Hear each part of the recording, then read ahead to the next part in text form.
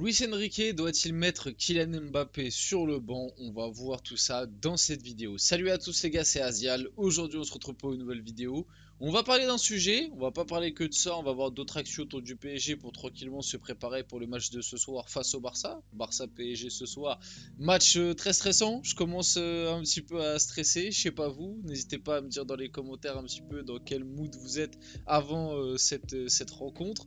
Mais dans cette vidéo, on va se concentrer un petit peu sur un sujet qui revient. Je le vois pas mal revenir dans la commu parisienne, même un sujet qui a fait un petit peu le tour des plateaux, même si on- on- on n'ose pas non plus trop la poser parce qu'on n'y croit pas. Est-ce que Kylian Mbappé doit être sur le banc ce soir face au Barça? On va voir tout ça. Je vais donner mon avis. Est-ce que Luis Enrique va oser mettre Mbappé sur le banc pour ce match quand même crucial, capital, pour ce quart de finale retour du PSG? Bien évidemment, avant que la vidéo commence, n'hésitez pas à la liker, à commenter, à partager et à vous abonner. Ça fait toujours plaisir et ça aide pour le développement de la chaîne. Et on va pouvoir y aller dès maintenant. Pourquoi je me pose cette question? Parce que c'est vrai que finalement, la question, le sujet, est revenu un petit peu ces derniers jours. Notamment, moi, je l'ai vu passer pas mal de fois sur la commu, dans la commu parisienne, comme quoi, oui, vu la prestation de Kylian Mbappé au match aller, vu l'attitude, etc. Finalement, est-ce que ce serait pas mieux de le mettre sur le banc? Parce que c'est vrai que quand tu regardes son match aller, et pas mal de gens l'ont quand même ressorti, le PSG a limite joué à 10 et a clairement joué à 10 quand il n'avait pas le ballon sur le match aller. Et d'ailleurs, Stéphane Guy a même dit: moi je dis à Luis Enrique, va au bout de ta logique et joue demain sans Mbappé. Bien évidemment que cette déclaration de Stéphane Guy, elle est ironique, hein, c'est une manière de dire tellement Luis Enrique fait n'importe quoi, vas-y, va au bout de ton n'importe quoi et mets Mbappé sur le banc comme tu l'as déjà fait en Ligue 1. Et on le sait de toute façon, Stéphane Guy, mais c'est pas le seul, il y en a plein d'autres, il déteste Luis Enrique et il déteste en tout cas la direction qatari au Paris Saint-Germain. Au-delà du club, c'est plus la direction qatari qui le déteste. Bref, donc malgré toutes les choses négatives que j'ai pu dire sur Mbappé très récemment, hein, d'ailleurs certains d'entre vous m'ont même qualifié de anti-Mbappé, voilà, de hater, etc. Je suis quand même encore lucide et réaliste. Faut arrêter de raconter n'importe quoi. Kylian Mbappé, bien évidemment, qui doit être titulaire lors de ce quart de finale retour du PSG face au Barça. Et je suis d'accord avec tous ceux qui ont dit qu'il avait raté son match, hein. Je vous invite à aller regarder mes vidéos récentes et le débrief du match si vous voulez voir un petit peu mon avis sur le match de Kylian Mbappé. Il a raté son match, l'attitude a été mauvaise, tout globalement a été raté et a été catastrophique autour d'Mbappé vis-à-vis de ce quart de finale aller. Maintenant, ça reste un match de Ligue des Champions, ça reste ton meilleur joueur sur le papier et pourtant je le critique énormément.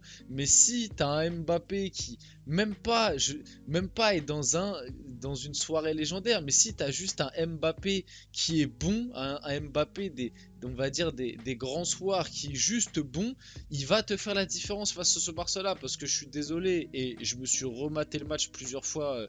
J'avais regardé le match en direct et je l'avais re-regardé après coup et je l'ai revu une troisième fois avant de pouvoir, on va dire, en quelque sorte, analyser ce match retour. Et si tu as Mbappé à un bon niveau, je suis désolé, mais il y a de quoi faire contre ce Barça-là. Il y a largement de quoi faire. Alors ok, milieu de terrain, c'est peut-être supérieur au PSG, rien à dire là-dessus.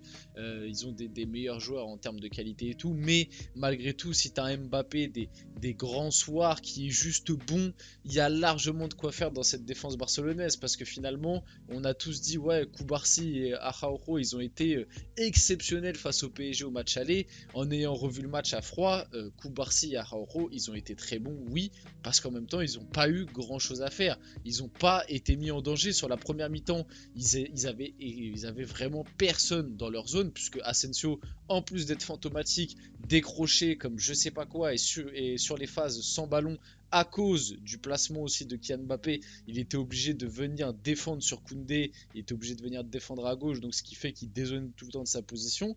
Et avec le ballon, on l'a quasiment pas vu. Et en deuxième mi-temps, quand Ousmane Dembélé, avec l'entrée de Barcola, est repassé dans l'axe, on va dire, à remplacer Asensio, il était quand même vachement excentré côté gauche pour être collé à Kylian Mbappé. Donc finalement, Koubarsi et Araujo, ils ont quasiment eu personne à gérer dans leur zone sur ce match aller. Ils ont été mis très peu en difficulté. Donc c'est normal qu'ils ont fait un excellent match, puisque finalement, on les a quasiment pas vus défensivement agir. J'extrapole un peu, mais vous avez capté l'idée. Donc, on espère pour ce match retour avoir un Kylian Mbappé des grands soirs. Bien évidemment que moi, je le mets titulaire. Par contre, je ne le mettrai pas à gauche. Pour moi, je le mettrai en pointe.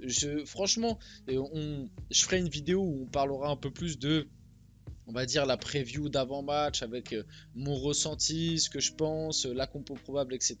Mais moi, franchement, Mbappé à gauche, là, dans ce fameux système que Luis Enrique a pour la première fois lancé face à la Sociedad, ça a fonctionné face à la Sociedad, mais on l'a vu depuis.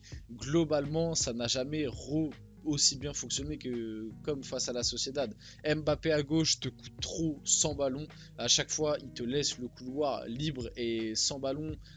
Quand le PSG subit des offensives, c'est trop compliqué pour défendre. L'avantage de l'avoir en pointe, c'est qu'il a moins d'efforts à faire et il peut être trouvé plus rapidement près du but. En plus de cela, le système, on le voit, il n'a pas du tout fonctionné sur les derniers matchs. Hein. Là, contre le Barça, ça n'a pas fonctionné.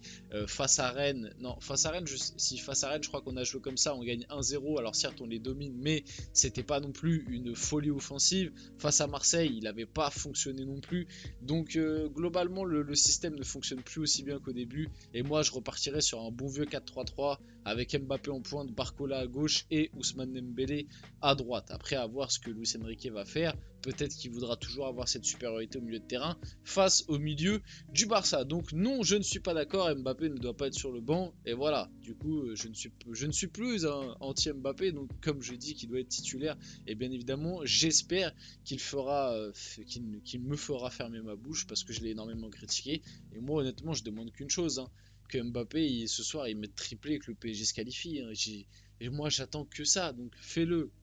Comme il l'a dit il y a quelques années, vous n'êtes pas content, triplé. Et bah, j'ai hâte de voir ça ce soir. Face au Barça, Luis Enrique a utilisé son 39e 11 de départ différent en 43 matchs. C'est vrai que cette stat a énormément choqué sur les réseaux, etc.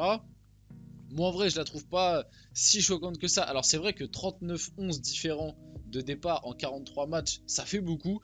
Maintenant, il faut aussi se rappeler que le PSG a eu, en tout cas au début de saison, des blessures de longue durée qui ont petit à petit fait leur retour dans le truc. Et puis ensuite, enfin, ça peut montrer une petite instabilité, certes, mais moi, je vois aussi le côté où cela veut dire que quasiment n'importe qui peut démarrer titulaire. Et moi, je pense que quand tu es joueur, tu as ce message-là qui est envoyé, c'est un message plutôt positif. Ça veut dire qu'entre guillemets, n'importe qui peut jouer à n'importe quel poste. Alors peut-être que certains n'aiment pas jouer à certains postes, mais je pense que quand tu es joueur de foot, tu préfères jouer, même si c'est pas à ton poste de base ou si c'est un poste un petit peu différent hybride, plutôt que ne pas jouer et être sur le banc. Tu vois, je pense que tu demandes à un Zaïre Emery, tu lui dis bon, bah c'est soit tu es sur le banc, soit tu joues latéral droit sur ce match-là.